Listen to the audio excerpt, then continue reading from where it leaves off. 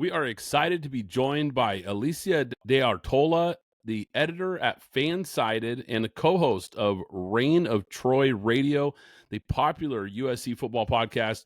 She's covered USC and college football for over a decade, brings expert insights on all things Trojans, of course. Alicia, welcome to the show. Hi guys, I'm happy to be here. I'm excited to talk USC with you guys. Yeah, always excited to talk about a big time program like USC. And a big time program that's in the news and really seems to be a big story right now. So let's jump right into this because everyone's talking about the USC Notre Dame rivalry. There's been some buzz this week. Of course, Pat Forty was reporting that the series could be in jeopardy. One of the most historic rivalries in all of college football. Let's start with, do you think there's real concern that this rivalry could end? And then on top of that, what are your sources telling you about where things stand right now between USC and Notre Dame? Sounds like there's some ongoing negotiations right now. Yeah, I'm an eternal optimist. The fact that there are negotiations and part of me wants to treat this the way that you would treat like a cable subscription having a disagreement with the providers, like, oh, you lose ESPN for an hour, but eventually they come around and they come to an agreement. That's sort of my optimistic hope of where this is all going to end. But the fact is that USC and Notre Dame don't have an agreement on what the future of the series is, and it seems like they have they are on two sides of a way to go forward. Notre Dame's way would be what it's been, which is to say you sign a 10-year contract, you're locked in, you're good to go. And USC, it sounds like USC wants some flexibility with the changing landscape of college football. They have offered to do, a 1-year deal for next year, and then let's talk again. Maybe, I've heard sort of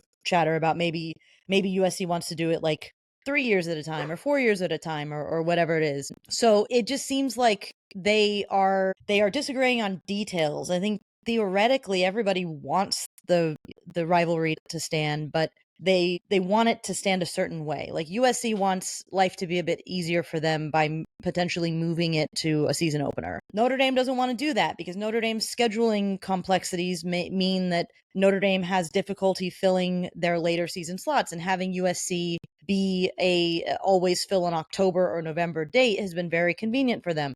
For USC, always playing Notre Dame in November or October has always been slightly inconvenient because it changes the way that USC's conference schedule is. So there are some legitimate gripes from USC's perspective in terms of the ways that this rivalry has inconvenienced USC to a point, certainly with the logistics of travel and all of that kind of stuff. So it would seem to me like USC is trying to get Notre Dame to budge and sort of concede a few things, like moving the game earlier in the season, maybe moving the game to neutral sites every once in a while, and sort of like going along with what USC logistically would benefit the most from. And Notre Dame, it sounds like, is very interested in continuing the rivalry as it was and as it has always been.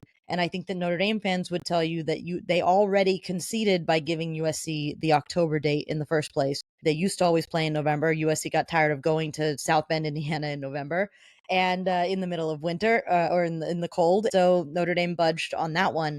And I think that it's just a question of like who's going to give in. And I don't know who's going to give in, to be honest. And I think there is a possibility that both sides don't give in.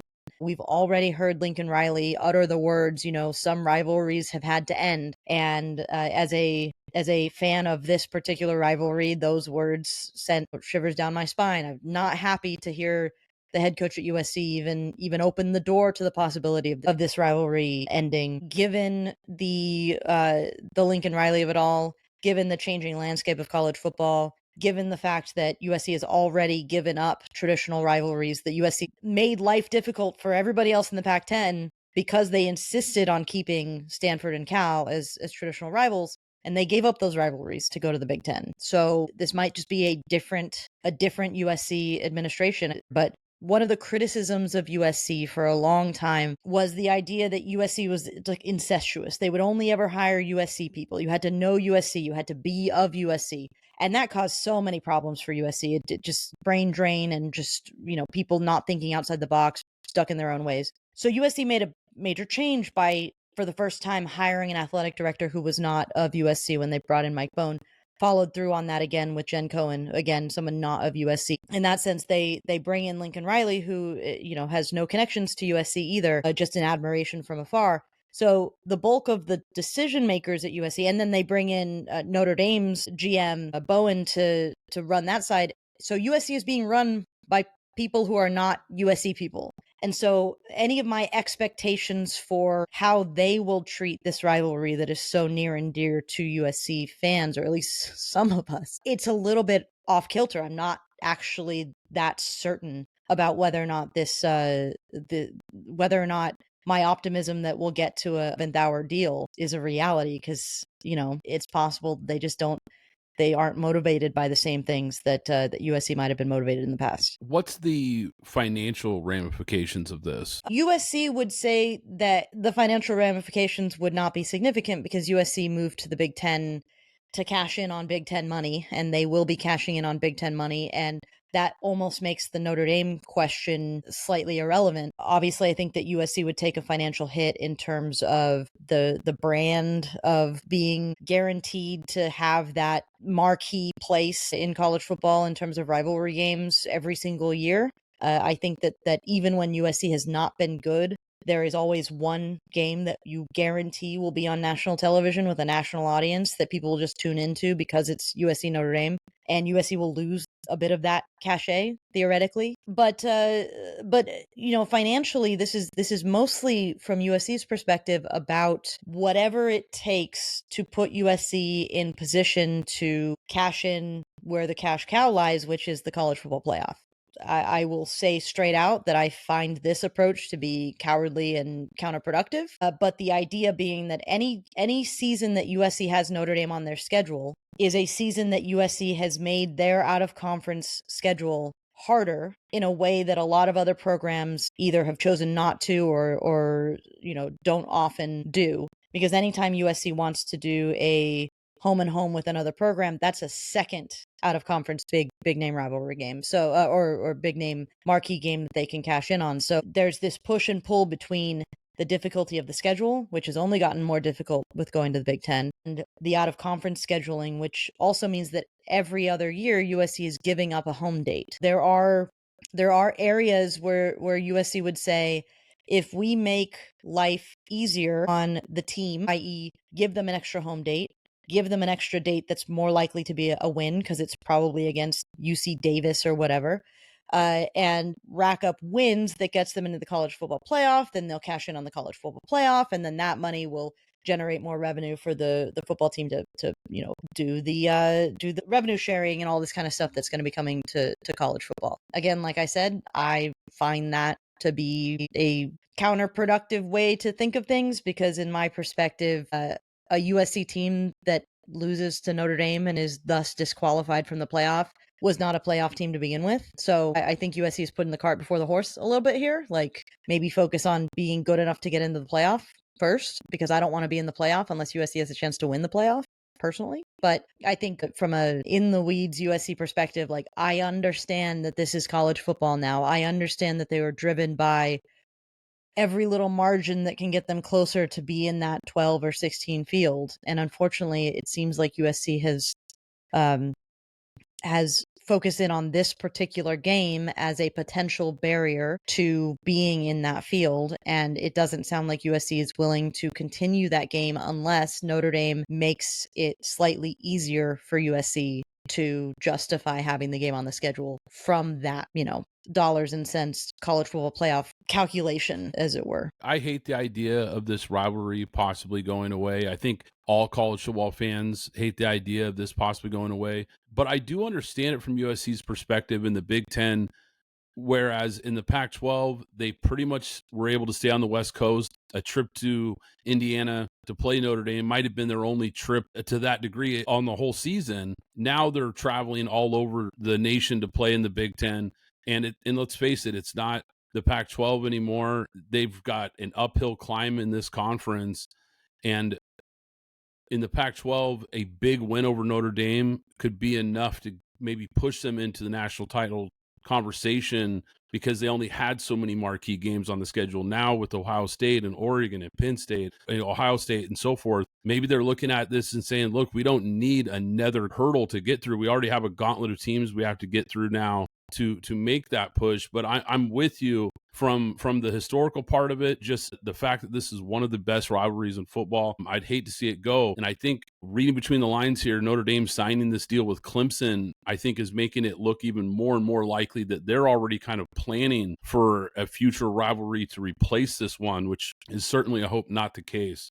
Let's jump into this season. I want to start with the quarterback room. Alicia, in your recent article for FanSided, you talked about Jayden Maiava. You talked about the experience as quote unquote chaotic, and rightfully so, given the turnovers, the inconsistency, yet he still went 3-1 as a starter, including that clutch fourth quarter win in the bowl win over Texas A&M. What did you take away from his brief run at quarterback, and what do you think it tells us about the state of USC's quarterback room heading into this next season? I think that Jayden Maiava being the quarterback for USC is probably a sign of how limited the transfer portal quarterback situation has been over the last 2 years compared to 3 years ago. I think that if USC had had an opportunity to bring in a higher caliber quarterback, or at least certainly a more reliable, steady quarterback, less of a roller coaster type quarterback, I think USC would have. That doesn't mean that I don't think that USC has a bit of confidence in Jayden Maiava. I don't think Lincoln Riley recruits him to come to USC in the moment that they did, unless he saw something in him. It's not lost on me that he was going to go to Georgia and that Georgia was looking at him, which is another sign that, programs at the top of the sport were looking at him as a player with that level of potential. But the 4 games that he played for USC were, as you said, they were chaotic. They were certainly interesting. They were very up and down, very, possibly the most up and down of any USC quarterback I can remember. I thought that Sam Darnold was an up and down experience because he was just a little bit backyard football-y, and Maiava, ramped it up to 100 in terms of not being able to know from one play to the next what was going to happen. The bowl game is such a good example of the Jayden Maiava experience, and is also a really good example of why I think that USC fans are very split on coming into this season with the quarterback room that they're coming into. If you're a USC fan and you want to, fight for Jayden Maiava and say that he's the guy, you just point to the end of that Texas A&M game. He was out there slinging it, making plays. He had that winning mentality, and he was able to go out and get the win that he needed. But I'm not going to lie, the first three were some of the worst quarterback play I've ever seen a USC quarterback have. I was literally sitting in, my podcast co-host is my husband. So we're in our apartment and we're watching this game and we're looking at each other in the third quarter and asking, what was the worst performance by a USC quarterback that we have ever seen?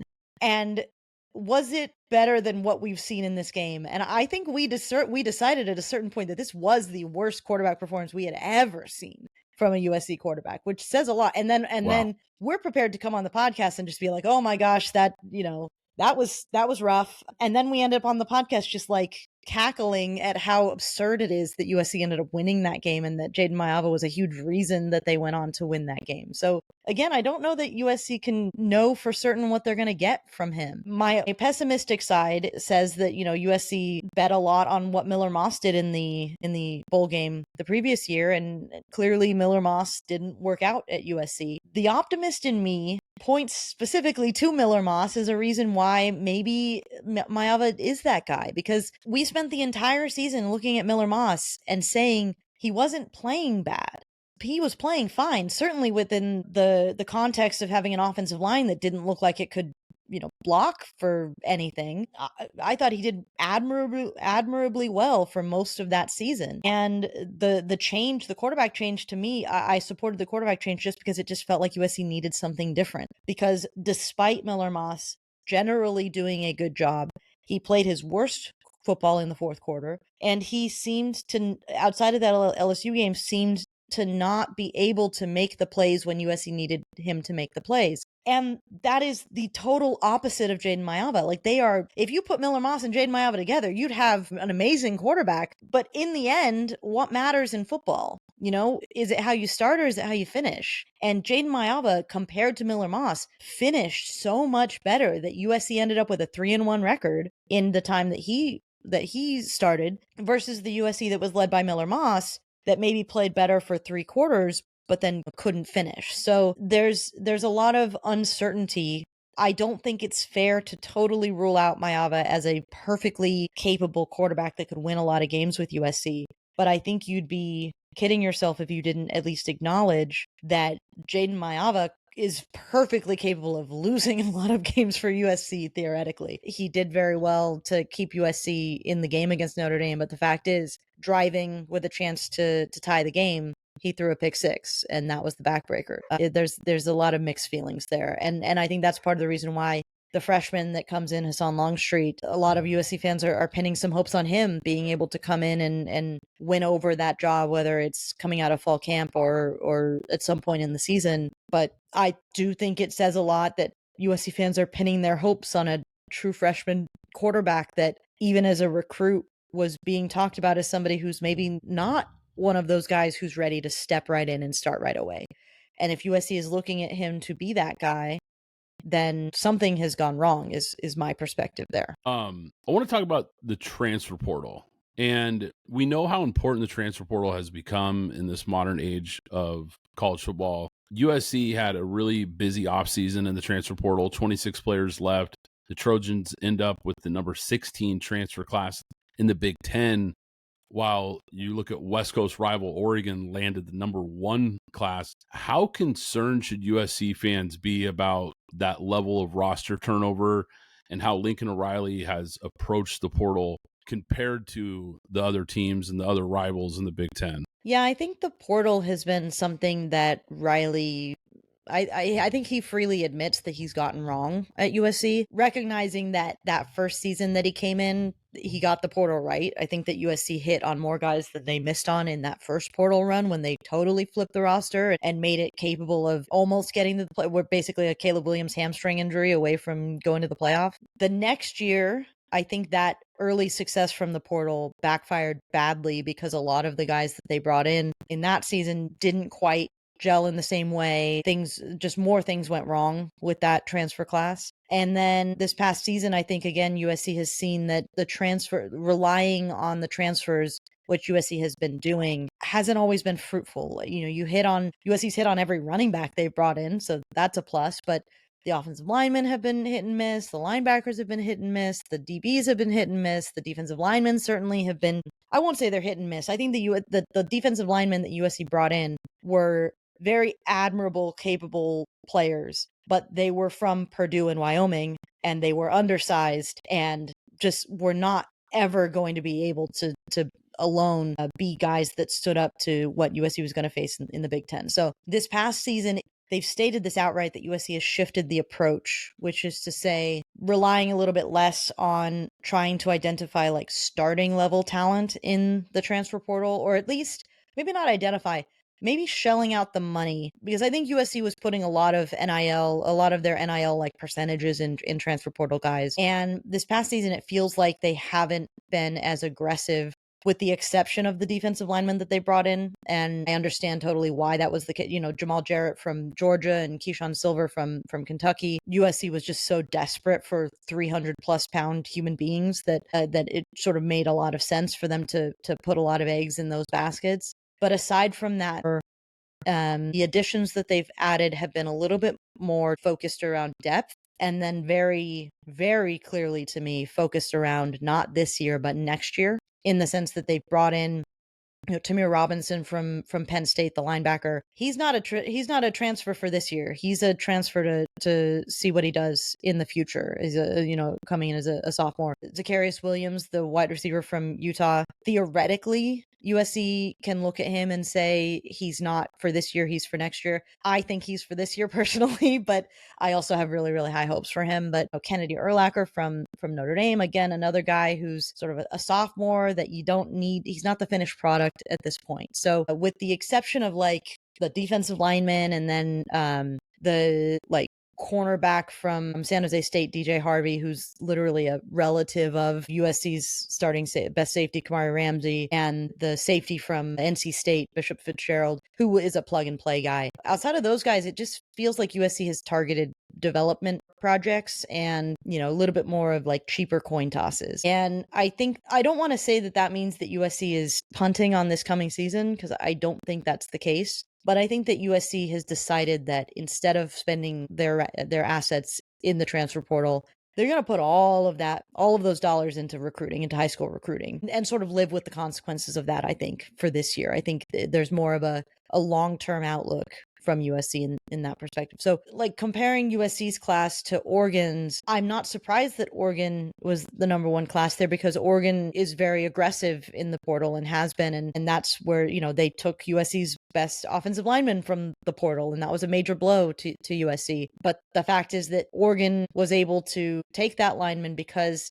USC was not willing to pay him the dollar, like not willing to match. And there were a lot of guys that left that USC was simply not willing to match, whether they're good players or not, whether they would have wanted to stay at USC or not. I think there's a couple guys who were just destined to leave, but I think there were other guys that I don't know that they would have left if USC had invested in them, and not necessarily like over-invest in them, but like give them closer to the dollar figures that they were looking at. And USC kind of passed on a lot of those guys because I think USC's transfer philosophy has changed in terms of where they're investing. The payoff on that, the proof on that will be in the pudding. And this is where it gets really interesting. I don't know that the change in philosophy is going to be heavily reflected in this season, more so pointed towards 2026, which is interesting because that would imply that USC is looking ahead to 2026 with the current regime. Let's look ahead here, because I want to look at this 2026 class, of course, but I want to start with the incoming class. USC pulled off a pretty furious finish to the 2025 recruiting cycle, end up landing the top 15 class according to 24/7 Sports. What stood out to you about this group, and which freshmen should Trojan fans really be keeping an eye on this fall, or are there any? I know you were kind of talking about, future building here, but it seems like more and more in the modern age of college football, there's more and more impact freshmen we see around the country. So does USC have some guys that we can look at and say, hey, these guys could be impact players day one? Yeah, I think USC fully intends for Jakeem Stewart, the defensive lineman out of New Orleans, to be that guy. I think maybe he won't be a day one starter, but I guarantee you he is not taking a red shirt. I guarantee you he will be involved from day one. They think very highly of him. He's 6'6", 270. He's explosive. He's powerful. His high school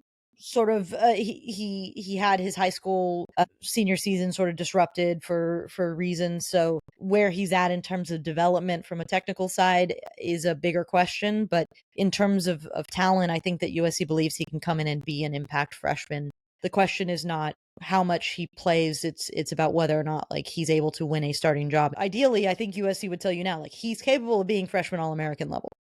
He's definitely somebody that they're looking at as an immediate impact player. This class includes a lot of beef. USC went all out with defensive linemen, offensive linemen, with size, with lots of size. So I think a bulk of this class, you're right, like is probably looking to the future. I don't necessarily want the 4-star offensive tackle Alex Payne to be starting right away for USC or to be heavily involved in this season, because frankly, if Alex Payne is playing, then maybe it's because he's that good, which I would love.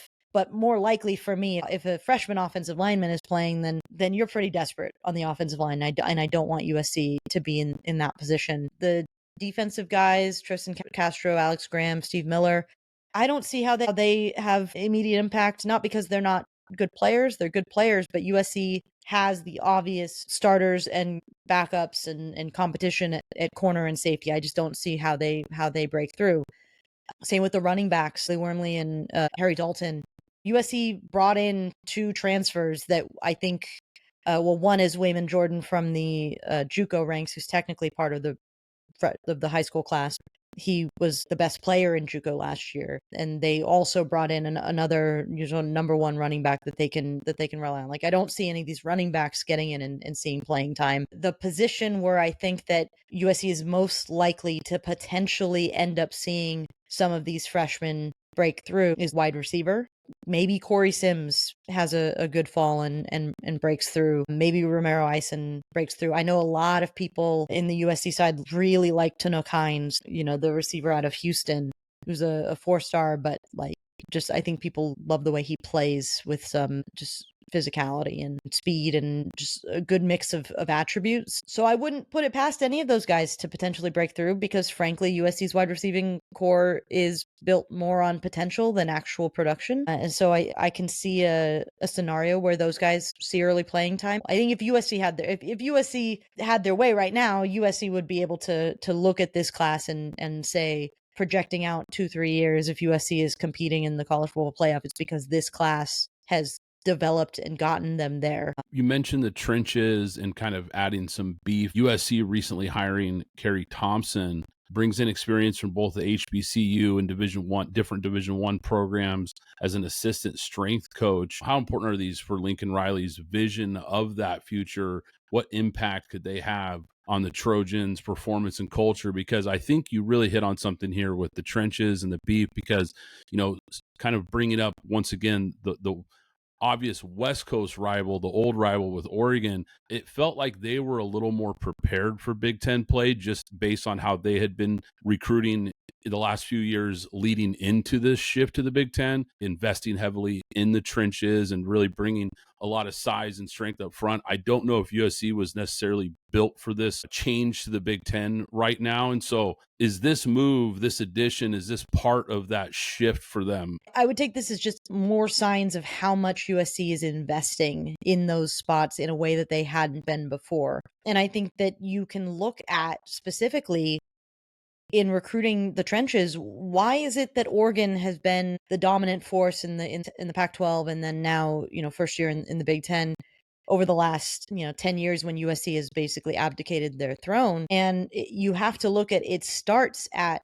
what Oregon has done recruiting their defensive line and their offensive line, particularly their offensive line, and particularly in the sense that there are many players that have come through Oregon, starting with Penei Sewell, that should have been Trojans, that would have been in previous times, would have been USC guys. Like USC letting some of these big time defensive and offensive linemen go to Oregon was a major sign of ways that USC was failing, beyond just Oregon's NIL power, which is obviously a thing, but USC not being willing to stand up to that NIL power really set USC back. And what we've seen from USC, certainly over the past 2 years and extremely over the past year, is a renewed investment in every single aspect that makes a football program tick.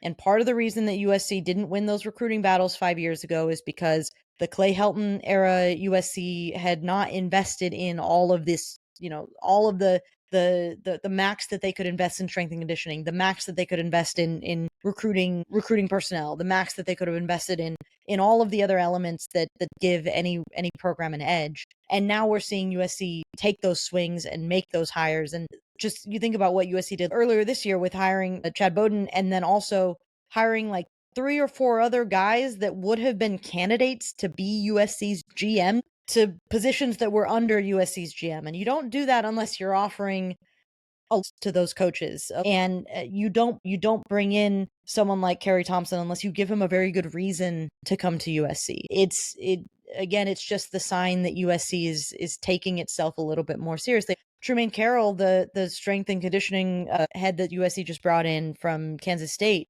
all indications are that he absolutely loved Kansas State, that he was not necessarily looking to leave. And then USC kind of came in and gave him an offer that was beyond what he could have dreamed of at Kansas State. That the USC of 5 years ago does not do that. The USC of 5 years ago is scraping around looking for diamonds in the rough. in terms of size, in terms of inherent talent, in terms of maximizing talent, in terms of all of those things. This is not a USC that's looking for diamonds in the rough anymore.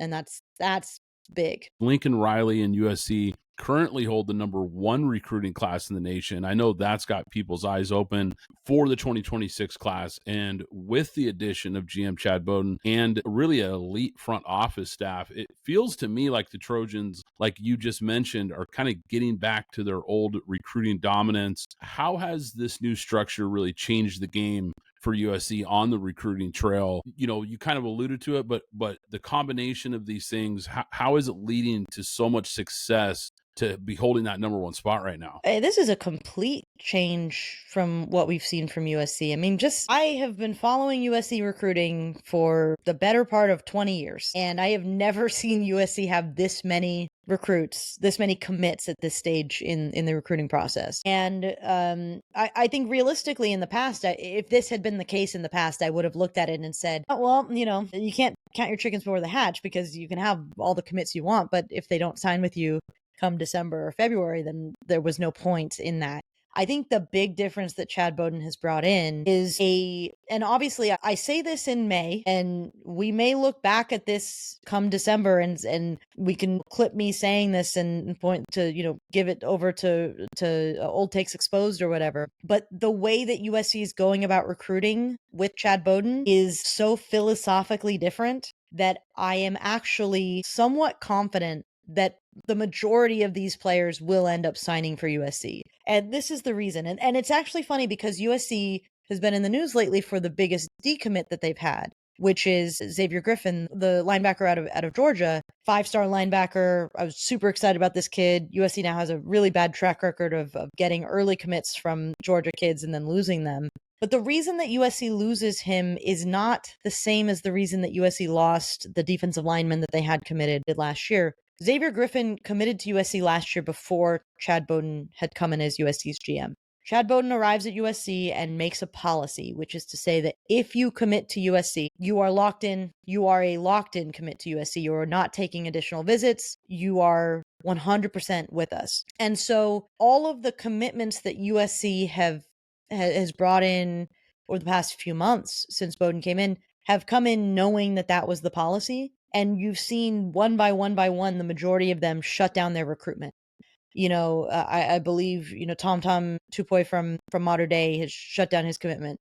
Kenai Pepe from IMG, I believe, has shut down his commitment. Like, the majority of these players have committed and then said, I'm not taking more visits. And I think that part of that is USC building in a system where they're obviously giving some NIL incentive there. I would be shocked if that wasn't the case, and sort of using that to their advantage, but being very forthright and upright with what the expectations for players are if they are going to commit to USC. And the problem for Xavier Griffin was that he committed to USC not with that understanding, and he wanted to take visits, and USC had a hardline stance with him. And we can debate the merits of having such a hardline stance that you lose a top 10 player in the class, which again, I have mixed feelings about.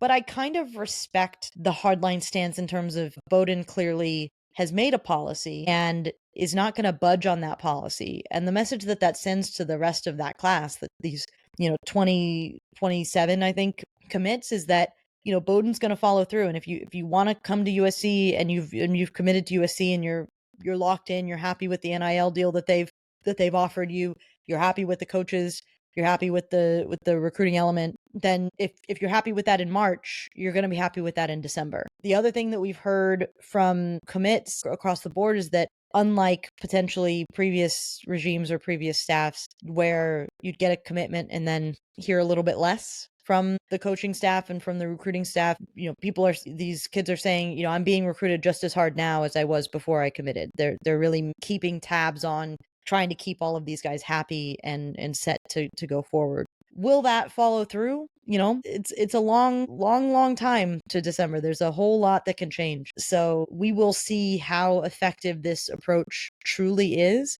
We pin a lot of this on Chad Bowden, but I don't think we can underestimate how important it has been that USC has brought in the tight ends coach, who Chad Savage, who was a mega Southern California recruiter for Colorado State, who gets raved about by every recruit that ever talks to him, who brings that kind of energy.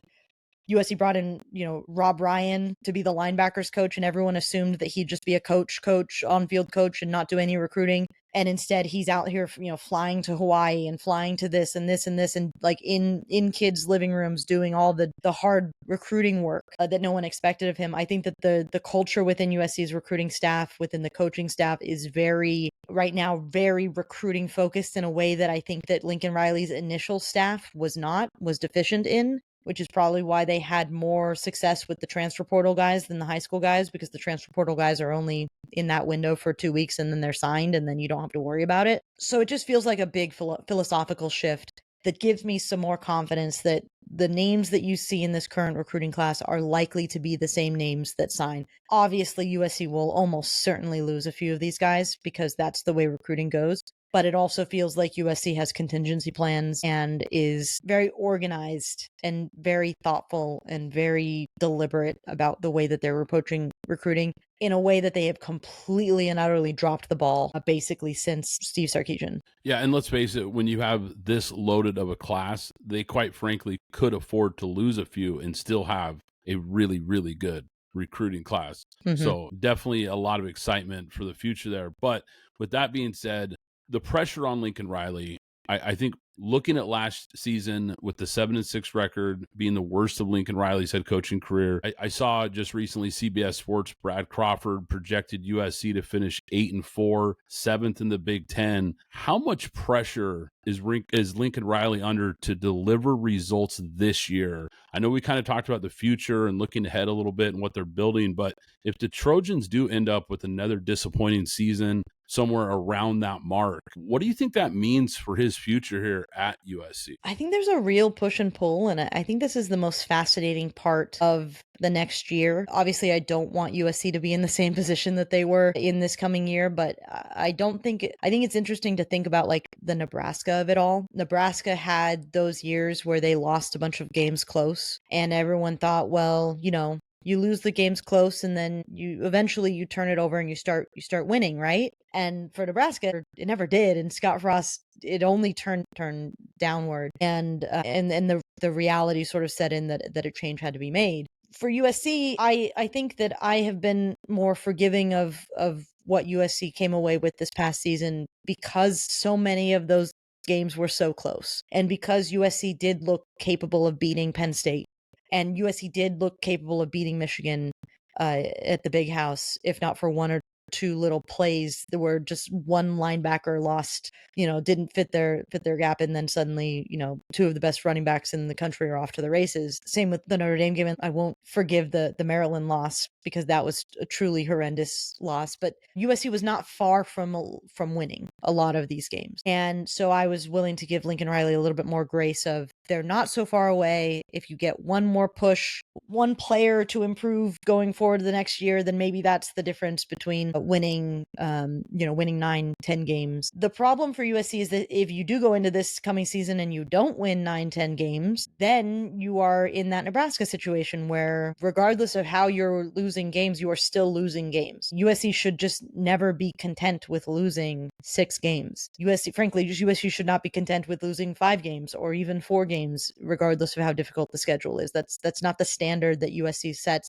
That's certainly not the standard that USC set when they hired a head coach for $10 million a year, $10 million plus a year. So the pressure will be heavy on Lincoln Riley if he doesn't start turning these close losses into wins, if he doesn't start proving that he can take this team to be a competitive force in the Big Ten. I don't think anyone's looking at this coming season and saying USC has to win a national title. I think most of their fan base is realistic enough, but most USC fans want to at least feel like maybe USC could make the playoff by the end of the season. And if Lincoln Riley isn't providing that, then what is left of the fan base that hasn't already fully turned on him, and I will tell you, there are a lot of people who have fully turned on Lincoln Riley, but the holdouts will have turned completely. Does that result in Lincoln Riley's firing is a much more complicated question, because USC is not Texas A&M, and I cannot imagine USC paying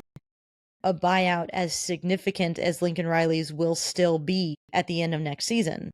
We're talking still upwards of $60 million, I would guess. And that's on the low end of what that buyout would be, depending on the details. Is USC the kind of school that pays a $60 million coaching buyout?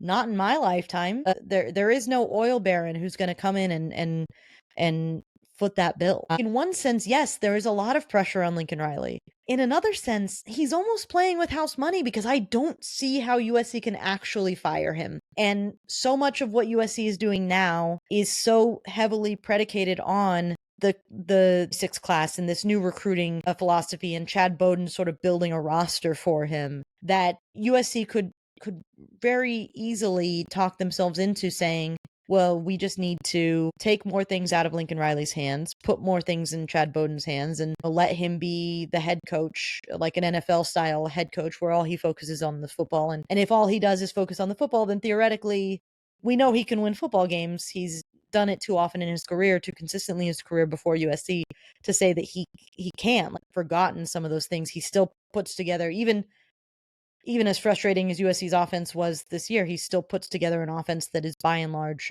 competitive, and everyone still loves the defensive coordinator hire and so I just don't see USC blowing it up. I would almost guarantee that we will see Lincoln Riley in 2026, whether the fan base wants that or not. The question is, for me, going into 2026, what are the vibes going into 2026? Because I have now gone through enough coaching firings to know what an off season ahead of a coach firing looks like. And it was pretty toxic ahead of the 2013 season when Lane Kiffin got fired. It was toxic for 4 years of Clay Helton before he got hired in terms of expectations going into the offseason. And as much as there are things that USC will want to control, the one thing that they can't necessarily control is like how empty the Coliseum is. And will you really sit there and let 2026 come around and, the attendance get down closer to 50,000? I think that would be a reality that you would have to face winning back over the fan base if you don't do something about Lincoln Riley. I just don't think there is anything to be done at this point, realistically, short of a catastrophic USC starts the season with a relatively easy schedule. Like if USC goes 1-4 and loses to Clay Helton's Georgia Southern, then yeah, maybe I will have changed my tune about how realistic it is to fire Lincoln Riley. But I think that he knows, and I know, and Jen Cohen, the athletic director, knows, and any USC fan who really takes a second to think about the realities of contracts and finance and all of these kinds of things knows that Lincoln Riley is going to be the head coach of USC in 2026. Yeah, absolutely awesome insights and just a great in-depth look at USC football, a very intriguing program every year because of that brand power, because of the history, but I think a pivotal year regardless for this program in year 2 in the Big Ten, with the expectations, some momentum with the recruiting like we talked about, some of the new hires and the direction that this program is trying to take that next step. It's going to be an exciting year for this program to kind of see if they can start making that move back up to the top where they expect to be. But once again, guys, we've been excited to be joined by Alicia de Artola. She is an editor at FanSided. Check out her work there, as well as her podcast, Reign of Troy Radio. Very popular USC football podcast covering all things USC, of course, and you can find her work there. So thank you so much for being on the show. This has been an absolute blast. Yeah, thanks for having me. Thanks for putting up with my long-winded rambling, but I hope I gave a little bit of insight into the mind of a USC fan, which is a scary place right now.